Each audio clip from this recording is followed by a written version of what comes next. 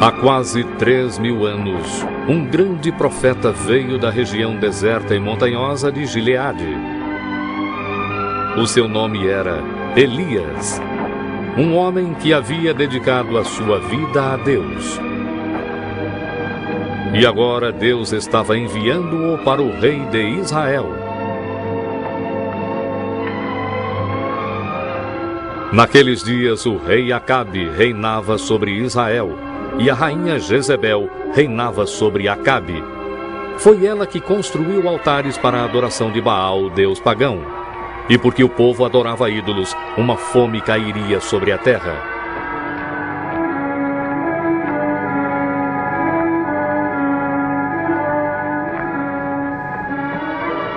Viva o Senhor Deus de Israel, a quem eu sirvo.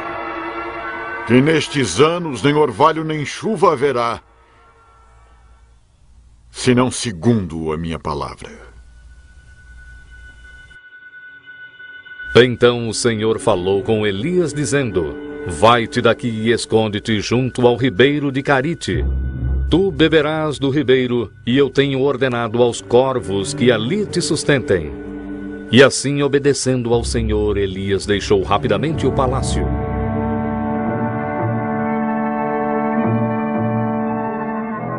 E Elias viveu no deserto e bebeu do ribeiro de Carite, e os corvos lhe traziam pão e carne toda manhã e toda noite. Dessa forma, Deus lhe dava comida. Mas depois de algum tempo, o ribeiro secou porque não havia chuva. Então o Senhor falou de novo com Elias, dizendo: Levanta-te, vai a Sarepta e habita ali. Eu ordenei a uma viúva que vive lá que te sustente.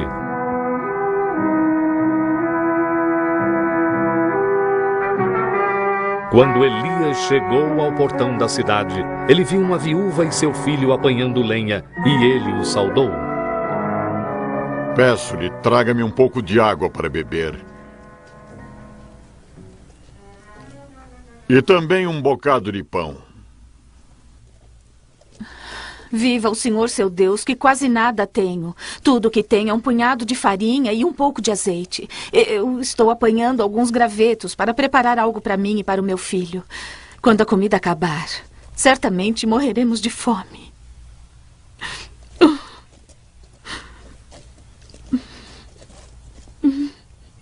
Não tema.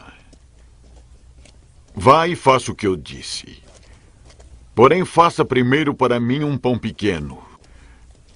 Depois fará para você e para o seu filho. Porque assim diz o Senhor de Israel: a farinha da panela não se acabará, e o azeite da botija não faltará, até o dia em que o Senhor der chuva.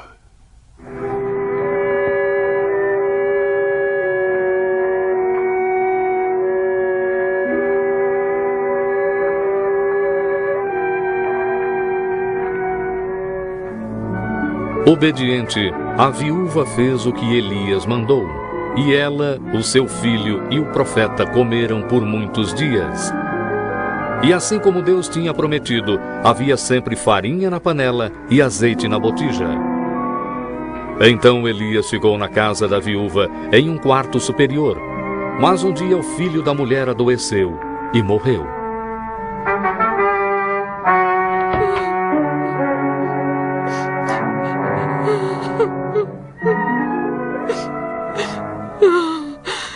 Deixe-me em paz, homem de Deus. Você veio para me lembrar dos meus pecados e matar o meu filho. Dê-me o seu filho.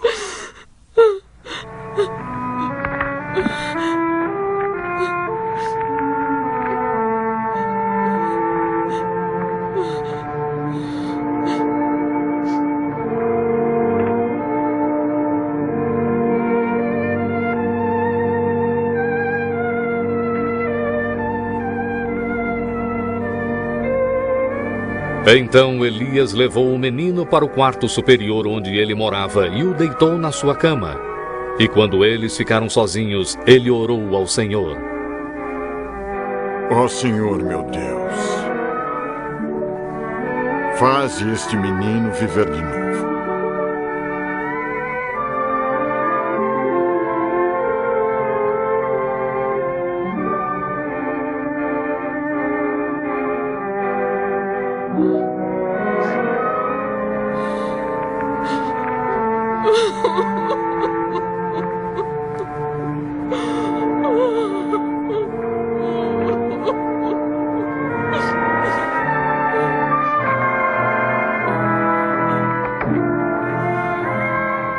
Vê, teu filho vive.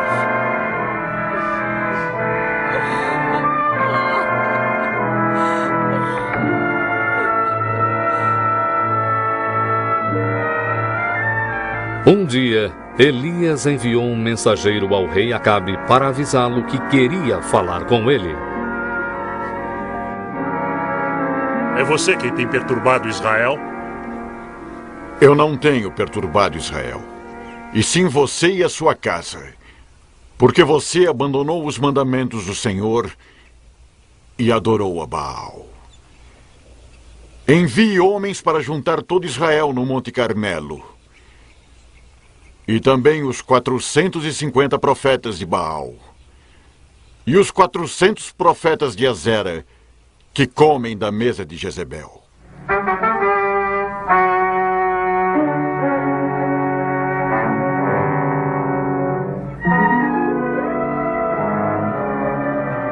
Assim todo o povo e os sacerdotes de Baal se reuniram no Monte Carmelo, e eles esperaram para ver o que Elias faria.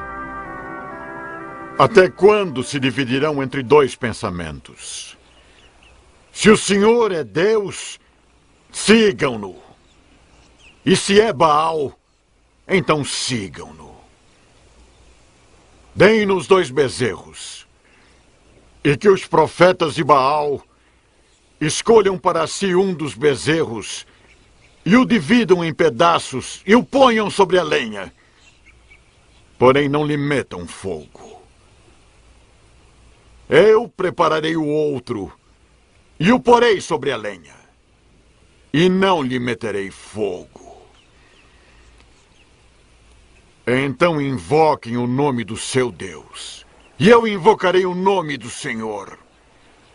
E o Deus que responder pelo fogo, esse será Deus.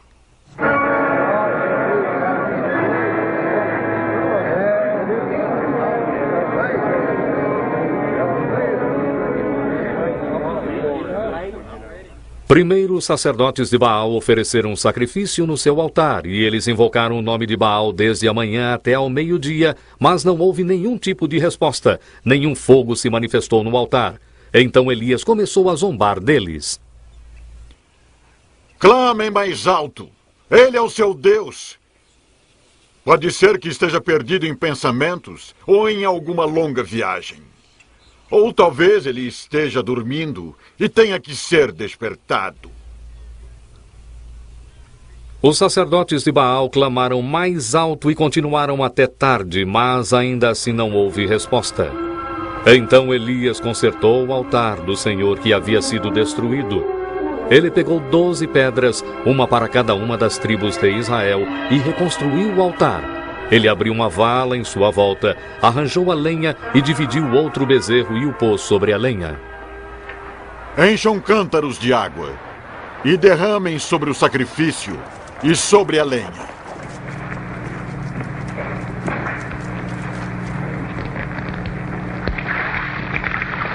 Repitam uma segunda vez. E uma terceira vez.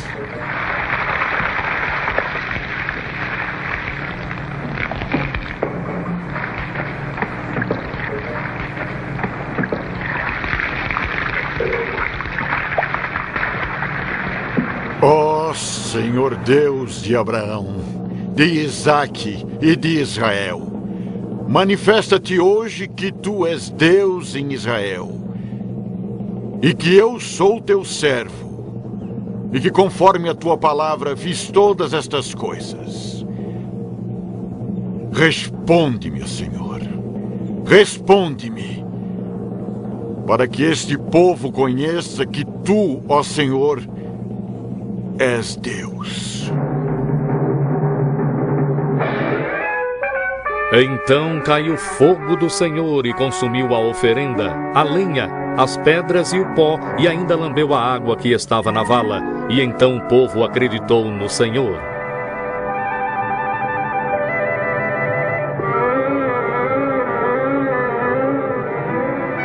Lancem mão dos profetas de Baal, que nenhum deles escape.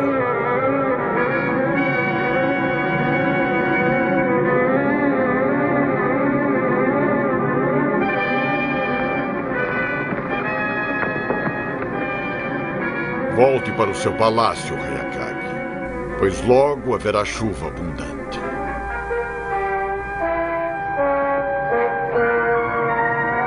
Mas quando Acabe contou a Jezebel tudo o que Elias havia feito e como ele matara todos os profetas de Baal, a rainha gritou enfurecida: Que os deuses me punam se eu não matar Elias amanhã a esta hora!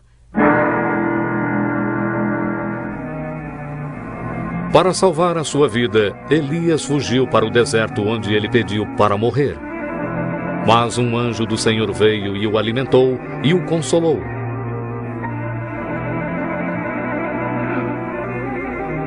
Por fim, Elias chegou ao Monte Sinai, onde Deus havia falado com Moisés centenas de anos antes. Enquanto Elias sentava em uma caverna no monte, um vento forte varreu o topo da montanha, mas o Senhor não estava no vento. Depois do vento veio um terremoto, mas o Senhor não estava no terremoto. Depois do terremoto veio fogo, mas o Senhor não estava no fogo. E depois do fogo veio o som de um sopro delicado.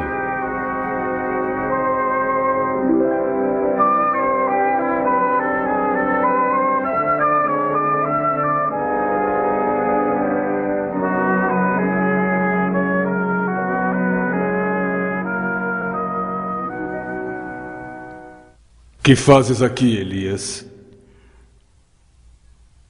Eu tenho lutado por ti, ó Senhor Deus dos exércitos, porque o povo abandonou o teu concerto. Eles derrubaram os teus altares e mataram os teus profetas. Agora eu sou o único que sobrou. E eles estão tentando tirar a minha vida. Então Deus garantiu a Elias que ele estava enganado, que ainda havia 7.000 em Israel que não tinham se curvado a Baal. Ele também mostrou a Elias que o seu trabalho continuaria. Elias logo ungiria um outro profeta que continuaria o seu trabalho.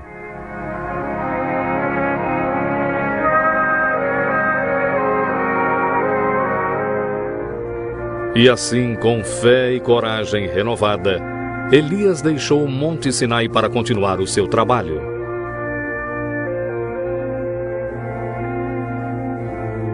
Mais tarde, quando Elias passou por um campo onde um jovem estava lavrando, de nome Eliseu, ele pôs a sua capa sobre Eliseu para mostrar que Deus o havia escolhido para ser o próximo grande profeta de Israel.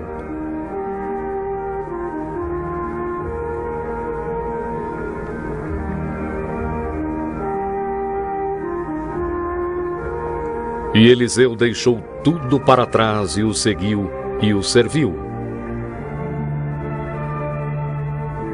Mas um dia Elias sentiu que era hora de deixar Eliseu. Ele tinha fielmente feito o trabalho de Deus na terra e estava prestes a ser elevado ao céu.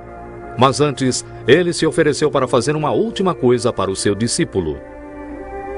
Antes que eu seja levado, dize-me, Eliseu, o que queres que eu faça por ti? Peço-lhe que haja porção dobrada de seu espírito sobre mim. Pediu-me uma coisa difícil. Mas se me vires quando eu for tomado de ti, terás o que pedistes.